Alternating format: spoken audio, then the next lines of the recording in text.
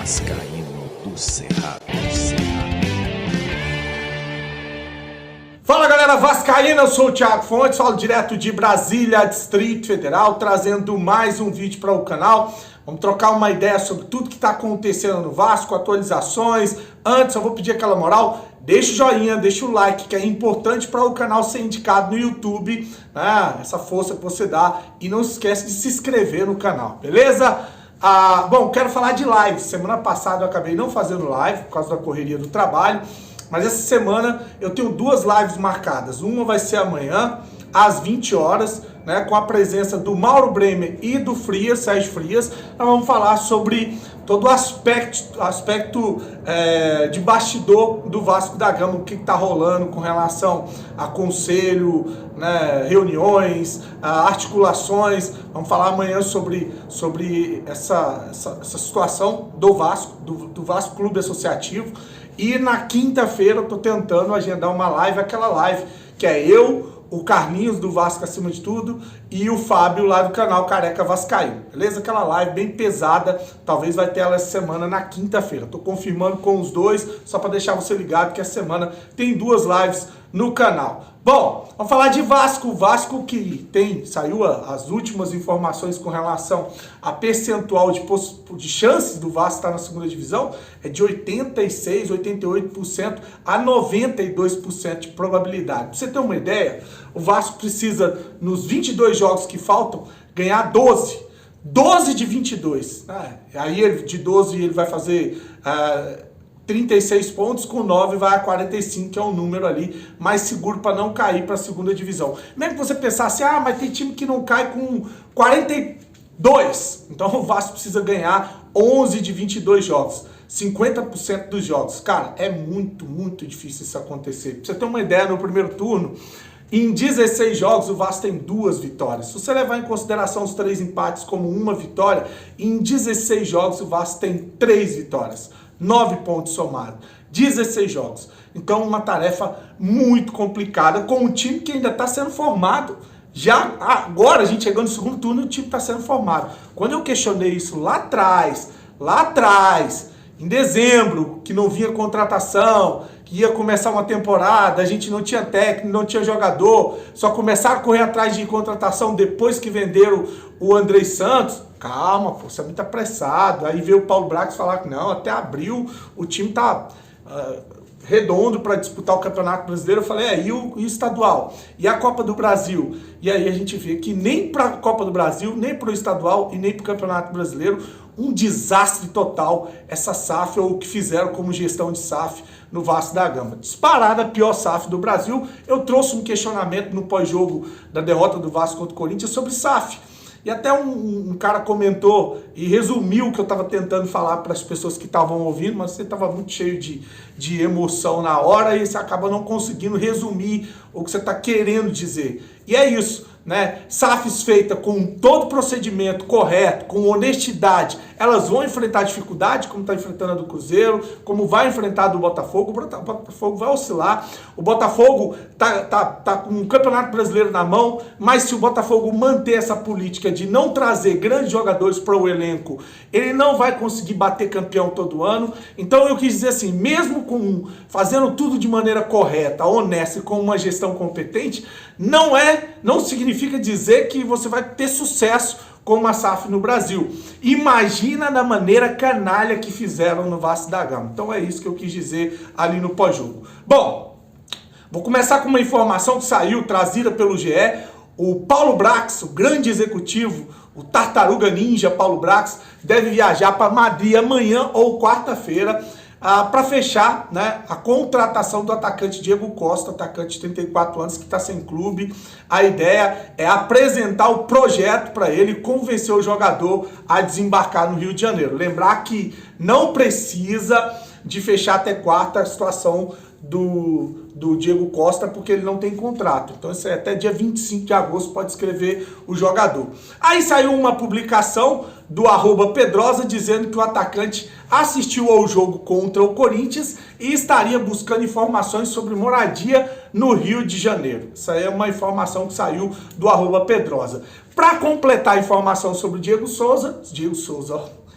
Costa, o Edmundo, lá no Mundo Ed, falou sobre essa situação, conversou com alguém que está falando diretamente com um cara que intermediou a negociação do Diego Costa para o Atlético Mineiro, tal de Amauri, né?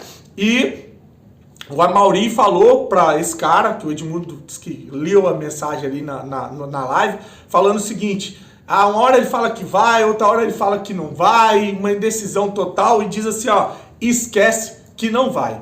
Tá? Essa é a informação dada pelo Edmundo lá numa live no Mundo Ed. Aí ele tenta depois consertar a informação, dizer que, olha, talvez não seja ele que está fazendo a negociação, mas se o cara está dizendo, tem contato direto com o cara, com o jogador, vamos aguardar para ver quem é que está falando a verdade aí, se realmente ele vem, ou se pode ser tudo isso que eu falei aqui agora ser verdade. Realmente ele está nessa indefinição, vou, não vou, pô, a situação do Vasco, Campeonato Brasileiro, essa empresa dando calote em todo mundo, né? Então o cara às vezes fica nessa indecisão, uma hora fala que vem, outra hora assiste o jogo, diz que vai atrás procurar um apartamento, dar uma sondada em aluguéis, aí depois, não, acho que eu não vou mexer com isso não. Então eu acho que rola essa indefinição. E aí o Paulo Brax indo lá, vamos ver se ele consegue convencer o jogador.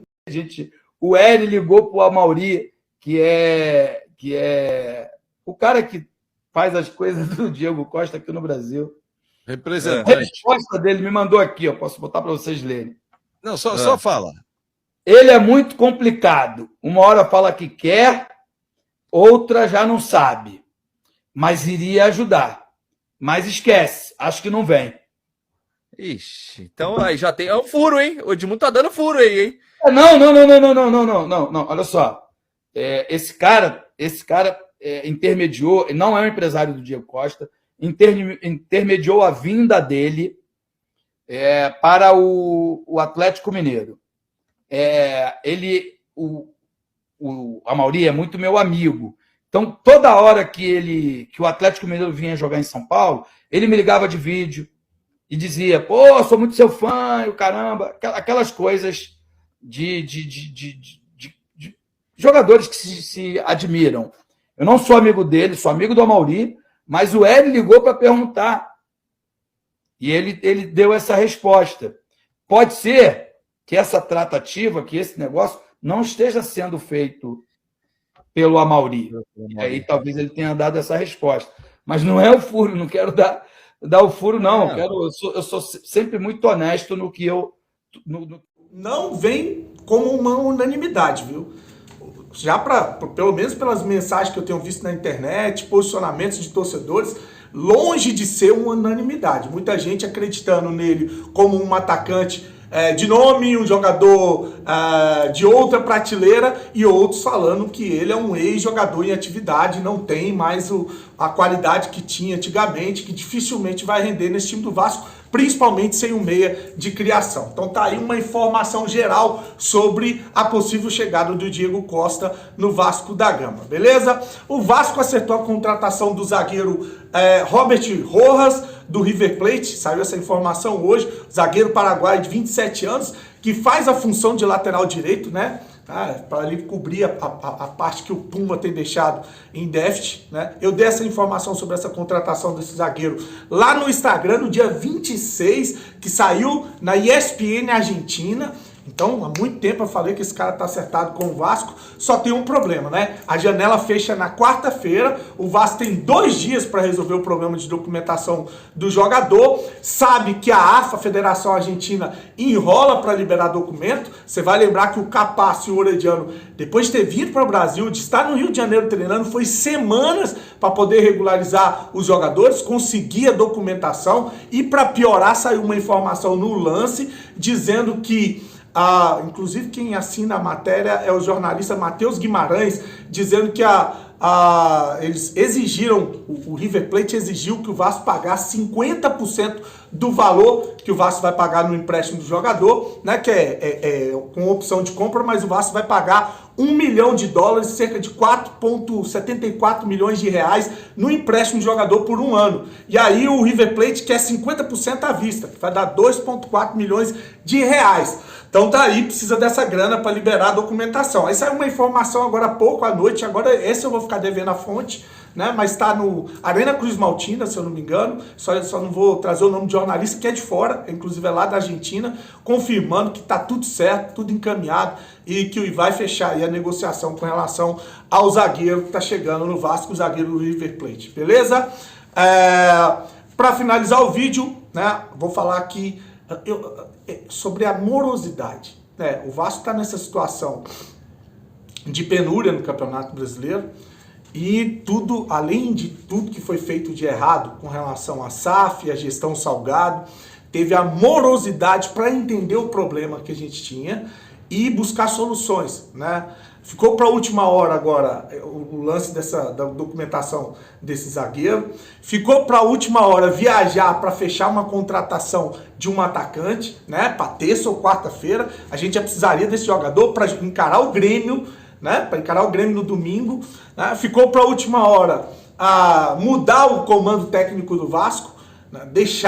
Confiaram, acreditaram no fraquíssimo Maurício Barbieri, até onde não deveria ter acreditado, já devia ter saído na eliminação da Copa, não deveria nem ter desembarcado no Vasco, e saído na Copa do Brasil, saído na goleada para o Flamengo, e negligenciaram esse Barbieri, ou essa possibilidade, essa necessidade, na verdade, de tirar esse técnico e trazer um técnico com mais bagagem, mais cascudo, né? Esperaram o Vasco ter 92% de chance de cair para a segunda divisão para correr atrás do prejuízo. Talvez seja tarde, como eu falei, buscar 11 jogos em 22 partidas ou 12 jogos em 22 partidas é fazer uma campanha de time para ser campeão do Campeonato Brasileiro. Não acredito, por mais que o técnico Ramon Dias melhore o Vasco dentro de campo, que faça um Vasco mais competitivo, por mais que alguns jogadores que chegaram possam dar uma outra dinâmica no meio de campo do Vasco, como é o caso do Bruno Prachedes, como é o caso lá do Paulinho, né? E chegando aí esse atacante Diego Costa, vamos ver se vão trazer um meia. Eu acho que deixaram para correr atrás depois que a vaca deitou. Essa é a minha percepção. Tomara que eu esteja enganado, tomara que o Vasco vá lá e ganhe do América, que pega umas 3 vitórias seguidas, entre no bolo para sair do Z4, tem o segundo turno inteiro, que consiga realmente permanecer na primeira divisão, que vai ser um título aí para essa SAF do Vasco e para muito torcedor emocionado que acreditou nessa patifaria que fizeram com o Vasco da Gama. Por mais que a gente fique em uma primeira divisão, nada vai apagar o desastre que foi a gestão Salgado, a venda do Vasco e essa gestão SAF com o senhor Luiz Melo, Paulo Brax e Abel Braga. Né? Essa é a minha humilde opinião. Deixa a sua opinião, curte o vídeo, compartilha, se inscreve no canal. Grande abraço, fique com Deus e saudações vascaínas.